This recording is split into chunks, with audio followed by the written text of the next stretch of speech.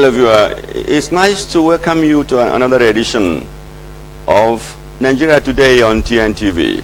We reach you live from our studio here in Port Harcourt. For your interest, Port Harcourt is Nigeria's most beautiful city. It is called the Garden City of Nigeria. And we are in the mood of celebrating 50 years since the creation of this beautiful, energetic state named the River State. It's my pleasure again to have you out there, wherever you are watching, whether in Africa, Europe, Asia, North or South of America. You are most welcome. Today we have a matter that in the past week has elicited lots of reactions, diverse reactions from various publics. It is a statement credited to the governor of Bayelsa State, Mr. Henry Seriaki Dixon.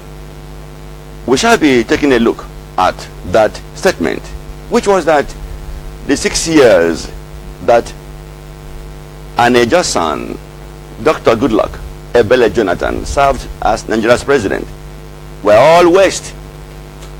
Donald Dixon said those 6 wonderful years were all wasteful for the ethnic nationality. We shall be looking at that. Whether he was right, whether he was wrong, we will, by the end of this program, know whether there was sense in what he said, even though he had come out to say he wasn't in any way inducting a particular person. Go nowhere. I shall be back. Nigeria, a nation on the move. Together, we need strength, focus, discipline, and most importantly, a team player.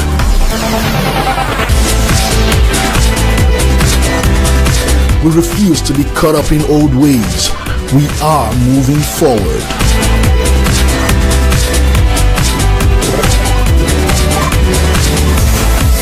Goodluck Ebele Jonathan. Keep moving forward.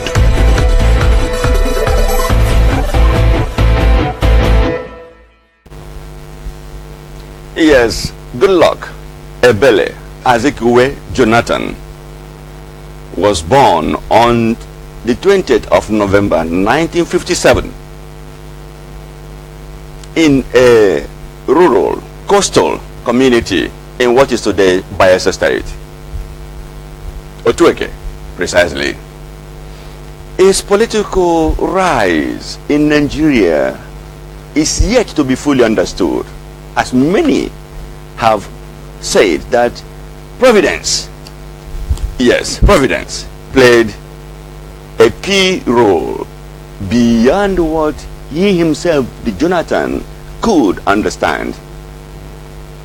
From being a public servant in the old Umpadek, he joined what later became the NDDC, became somebody who was satisfied with his quiet public life. However, as the last military regime in Nigeria was about to run its course and Nigeria was to return to elected governance, Jonathan thought it was nice if he could take a dip into the political ocean of Nigeria, and so he joined one of the newly formed parties then, the People's Democratic Party. Eventually, he was picked as the deputy governorship candidate in Bayelsa, his home state, to a man known as the Governor General of Ejo Nation, Chief Diepre Alemesea, and eventually they were elected, and so Jonathan became the deputy governor of Bayelsa State. However, Providence was to smile on him, as a time came when Alemesea was no longer there to administer the state. Then Jonathan became the acting governor and eventually the governor. It was not yet done when Nigeria was to hold a presidential election.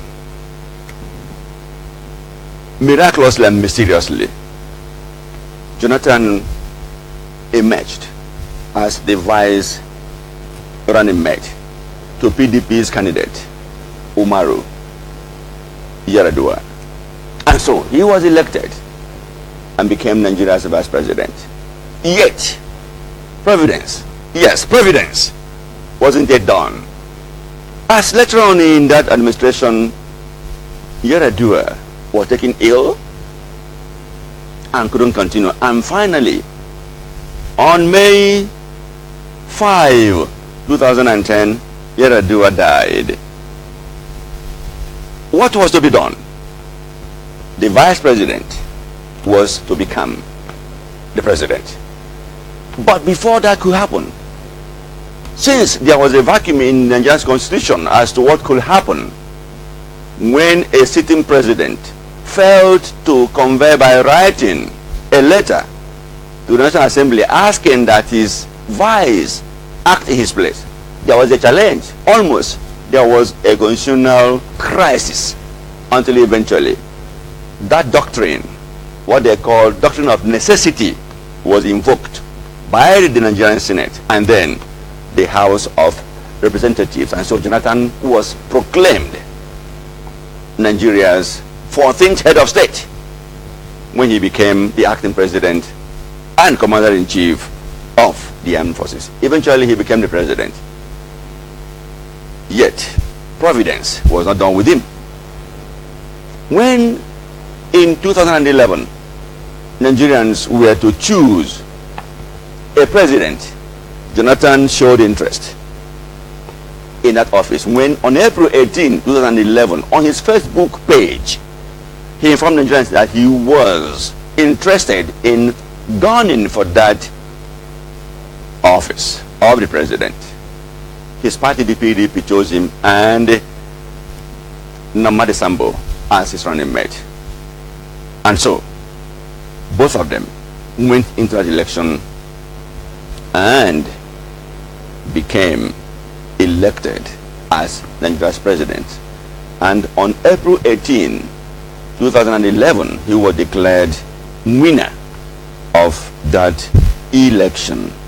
However, while his term as president of Nigeria ended on 29th of May 2015, a lot of controversies, questions, arguments, views have been expressed as to what were his achievements, what were in all the local government of Bayelsa State. Leaves much to be desired.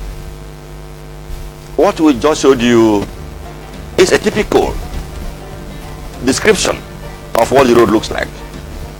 Driving through Yenagoa to Otueke, potholes are much on the road. Beside potholes, sections of the road are broken, dilapidated, a development which has consistently led to drivers battling on the road during the rainy season.